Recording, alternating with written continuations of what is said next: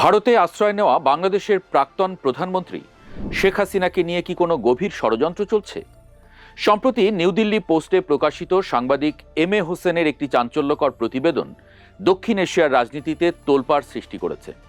সেখানে দাবি করা হয়েছে তুরস্কের শক্তিশালী গোয়েন্দা সংস্থা MIT ন্যাশনাল ইন্টেলিজেন্স অর্গানাইজেশন ভারতে অবস্থানরত শেখ হাসিনার উপর নজরদারি এবং তাকে বিপদে ফেলার এক গোপন অপারেশন চালাচ্ছে। আর এই অপারেশনের কেন্দ্রবিন্দুতে আছেন জিম নামের এক রহস্যময় বাংলাদেশি যুবক। কে এই জিম? কেনই বা তুরস্কের গোয়েন্দা সংস্থা ভারতের মাটিতে সক্রিয়? এই ষড়যন্ত্রের মূল হোতা হিসেবে যার নাম উঠে এসেছে তিনি হলেন মোহাম্মদ জুবায়ের জিম। প্রতিবেদনে বলা হয়েছে জিম একজন বাংলাদেশি পাসপোর্টধারী, যার ভারতীয় ভিসার মেয়াদ গত 5ই জানুয়ারি শেষ হয়ে গেলেও তিনি অবৈধভাবে সেখানে অবস্থান করছেন। জিম নিজেকে শেখ হাসিনার প্রোটোকল অফিসার হিসেবে পরিচয় দেন, কখনো আবার নিজেকে বাংলাদেশ সেনাবাহিনীর মেজর বা NSI এর পরিচালক বলে দাবি করেন। অনুসন্ধানে জানা গেছে তিনি আসলে বাংলাদেশ নৌবাহিনীর একজন বহিষ্কৃত ক্যাডেট, তার কোনো দাপ্তরিক পরিচয় নেই। এম.এ. হোসেনের প্রতিবেদন অনুযায়ী জিমের সাথে তুর্কি গোয়েন্দা সংস্থা MIT এর যোগাযোগ হয় তার স্ত্রীর মাধ্যমে। গত বছর জিমের স্ত্রী বেশ কয়েকবার তুরস্ক ভ্রমণ করেন। অভিযোগ রয়েছে সেখানেই তুর্কি এজেন্টরা তাকে শেখ হাসিনা সংক্রান্ত সংবেদনশীল তথ্য সংগ্রহের দায়িত্ব দেয়। এরপর থেকে জিম শেখ হাসিনার ব্যক্তিগত যোগাযোগ, অবস্থান এবং নিরাপত্তা সংক্রান্ত গোপনীয় তথ্য পাচার করে আসছেন। এই অপারেশনের উদ্দেশ্য কেবল নজরদারি নয়, বরং আরও গভীর কিছু। গোয়েন্দা সূত্রে দাবি করা হয়েছে জিমকে এমন কিছু পরিস্থিতি তৈরির দায়িত্ব দেওয়া হয়েছে যা শেখ হাসিনার নিরাপত্তাকে ঝুঁকিতে ফেলতে পারে। এর মূল লক্ষ্য হল কোনো দুর্ঘটনা ঘটলে তার দায়ভার ভারতের উপর চাপিয়ে দেওয়া। এতে ভারতের নিরাপত্তা ব্যবস্থার ব্যর্থতাকে বড় করে দেখিয়ে দিল্লির ভাবমূর্তি ক্ষুণ্ণ করা এবং প্রতিবেশী দেশগুলোর মধ্যে আস্থার সংকট তৈরি করার এক সিনিস্টার ডিজাইন বা অশুভ নীল নকশা এটি। প্রতিবেদনে আরও কিছু গুরুতর অভিযোগ আনা হয়েছে। তুরস্কের গোয়েন্দা সংস্থা ও পাকিস্তানের ISI মিলে বাংলাদেশে উগ্রবাদী নেটওয়ার্ক সক্রিয় করার চেষ্টা করছে বলে দাবি করা হয়েছে। প্রতিবেদনে দাবি করা হয়েছে জিম সম্ভবত বাংলাদেশের বর্তমান প্রধান উপদেষ্টা ডক্টর মোহাম্মদ ইউনূসের সাথেও কোনোভাবে যুক্ত হয়ে শেখ হাসিনার ভাবমূর্তি নষ্ট করার প্রচারণা চালাচ্ছেন।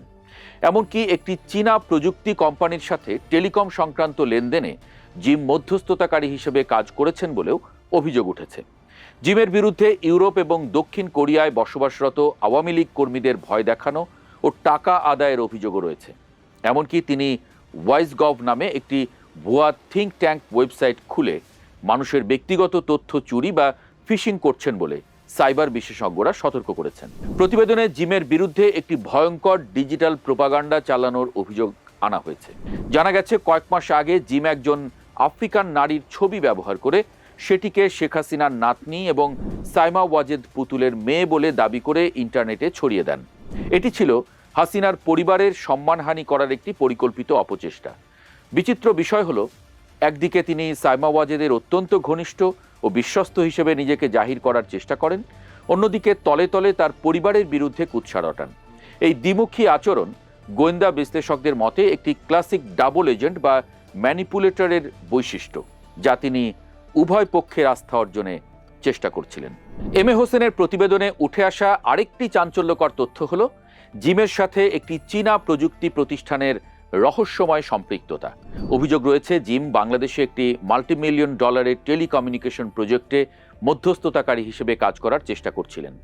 এর পাশাপাশি তিনি নরওয়ে, দক্ষিণ কোরিয়া এবং ইউরোপের বিভিন্ন দেশে ছড়িয়ে থাকা বাংলাদেশি প্রবাসীদের কাছ থেকে ভয়ভীতি দেখিয়ে এবং ব্ল্যাকমেইল করে বড় অঙ্কের অর্থ হাতিয়ে নিচ্ছেন বলেও অভিযোগ পাওয়া গেছে।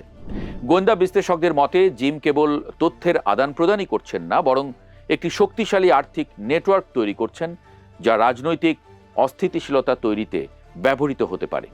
ভারতের মাটিতে বসে একজন বিদেশি নাগরিকের এই ধরনের বড় মাপের আর্থিক লবিং এবং গোয়েন্দাগিরি পুরো অঞ্চলের ভূরাজনীতিতে এক নতুন মাত্রার উদ্বেগ তৈরি করেছে। ভারতের NIA ইতোমধ্যে জিমের এই সন্দেহজনক কার্যক্রমের উপর নজর রাখছে। এম.এ. হোসেনের এই বিশ্লেষণ আমাদের চোখে আঙুল দিয়ে দেখিয়ে দিচ্ছে যে বর্তমান গোয়েন্দা যুদ্ধ আর কেবল সীমান্তে সীমাবদ্ধ নেই, তা ঢুকে পড়েছে ডিজিটাল প্ল্যাটফর্ম আর ব্যক্তিগত নেটওয়ার্কেও। এখন প্রশ্ন হলো, ভারত ও বাংলাদেশের নিরাপত্তা সংস্থাগুলো এই ধরনের ষড়যন্ত্র নস্যাৎ করতে পারবে?